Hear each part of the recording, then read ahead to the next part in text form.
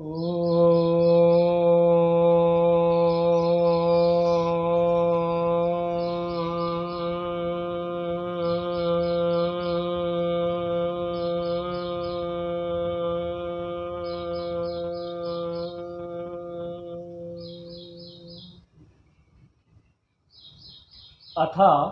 वेद स्वाध्यायः पृष्ठसंख्या 17। अद्य महर्षि दयानंद प्रणीतस्य यजुर्वेद भाष्य ग्रंथस्य 31 अध्यायस्य 17 मंत्रस्य स्वाध्यायो भविष्यति। तत्र स्वाध्यायमान मंत्रस्य ओम अद्भ्यः संभृतः पृथिव्यै इत्येतानि प्रथमानि पदानि सन्ति।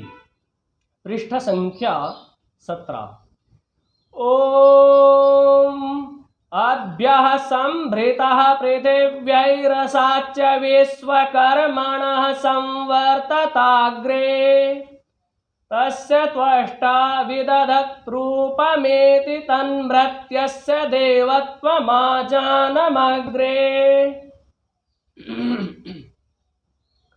अद्भ्य इति अद्भ्य संभृत इति संभृतः पृथिव्यै रसात् च विश्वकर्मण इति विश्वकर्मणः सम अवर्तत अग्रे तस्य त्वष्टा विदधत् इति विदधत् रूपम् एति तत् मृत्यस्य देवत्वम् इति देवत्वम् आजानम् इति आजानम् अग्रे। अद्भ्य इति अस्य उत्तर नारायण ऋषिः आदित्यः देवता भूरिक्तृष्टुप् छन्दः दैवतः स्वराः पुनः तम एव विषयम आहा। ऋषि विषय को अर्थात ईश्वर की उपासना स्तुति पूर्वक सृष्टि की विद्या के विषय को प्रस्तुत मंत्र में कहते हैं।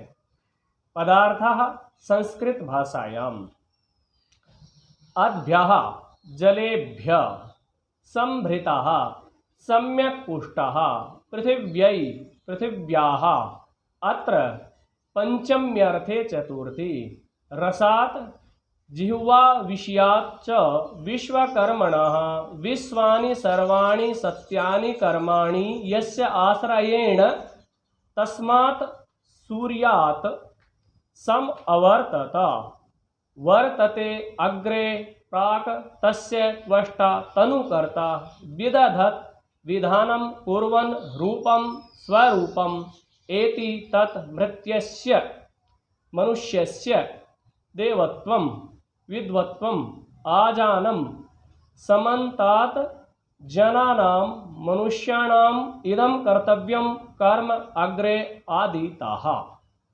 अन्वयः हे मनुष्याः योऽद्भ्यः पृथिव्यै विश्वकर्मणश्च संभृतः तस्मात् रसाद् अग्र इदं सर्वं संवर्तत तस्य अस्य जगतः तद् रूपं त्वष्टा विदधत् अग्रे मृत्यस्य अजानं देवत्वम् इति।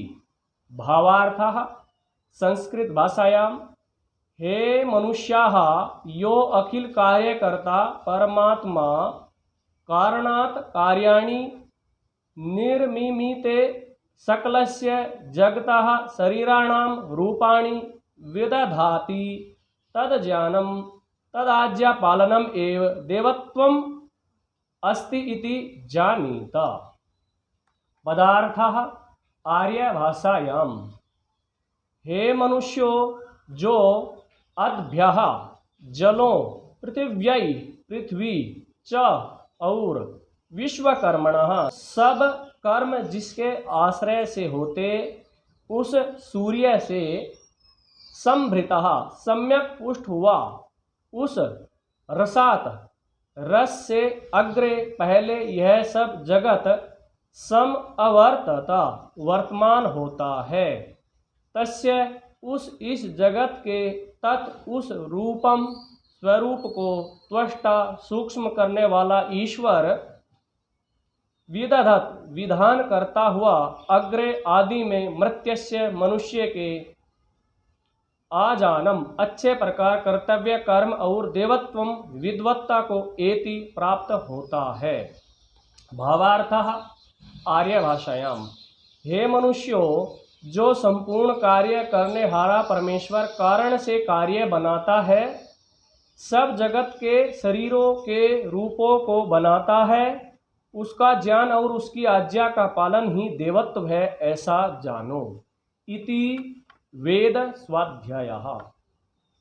आर्य बंधुओं, आज के वेद मंत्र से हमें पता चल रहा है कि ये जो संसार बना है इसका कोई ना कोई कारण है। अर्थात ये जो संसार बना है ये प्रकृति से बना है, मूल प्रकृति से इस संसार को बनाया गया है, अर्थात कारण से इसको कार्य रूप में परिवर्तित किया गया है और विभिन्न स्वरूप हमें इस संसार में दिखाई देता है, विभिन्न शरीर हमें इस संसार में दिखाई देते हैं। विचित्र रचना इस संसार की है। वृक्ष, वनस्पति, औषधि, नदी, मनुष्य, पशु, पक्षी, पर्वत, अनेक विध रचना इस संसार की है। सूर्य है, चंद्रमा है, आदि आदि लोक लोकांतर भी इस संसार में हमें दिखाई देते हैं। तो इस संसार को कार्य रूप में परिवर्तित करने वाला कौन है? ईश्वर है। ये वेद मंत्र हमें बता रहा है। तो उस ऐसे ईश्वर की आज्ञा का पालन, उसका ज्ञान, उस ईश्वर की आज्ञा का पालन और उसका ज्ञान ही हमें क्या है? देवत्व प्राप्त कराएगा। अर्थात उस ईश्वर की आज्ञा का जब हम पालन करेंगे और उस ईश्वर का दिया हुआ ज्ञान जब हमारे पास होगा तो हमारे अंदर क्या आ जाएगा? देवत्व आ जाएगा। हम क्या है? देव बन जाएंगे। तो ये वेद मंत्र इस ओर ही हमें प्रेरित कर रहा है कि हमें देव बनना चाहिए, हमें अपने जीवन को ऊंचा उठाना चाहिए, हमें अपनी बुद्धि का विकास करना चाहिए, हमें अपने ज्ञान को बढ़ाना चाहिए, सत्य को ठीक ठीक प्रकार से समझना चाहिए, ठीक ठीक प्रकार से उसको जानना चाहिए, ठीक ठीक प्रकार से उसको अपने व्यवहार में लाना चाहिए। यदि हम ऐसा करेंगे तो हमारे अंदर देवत्व आएगा। देवत्व जब हमारे अंदर होगा तो हमारा सुख भी बढ़ेगा, हमारे जीवन की उन्नति भी होगी और हम दुखों से भी छूटेंगे और एक दिन हम ईश्वर की प्राप्ति कर लेंगे, एक दिन हमें मोक्ष की प्राप्ति हो जाएगी। इसलिए ईश्वर के ज्ञान को जानना चाहिए, ईश्वर की आज्ञा का पालन करना चाहिए और अपने अंतिम लक्ष्य को प्राप्त कर लेना चाहिए। अब विराम।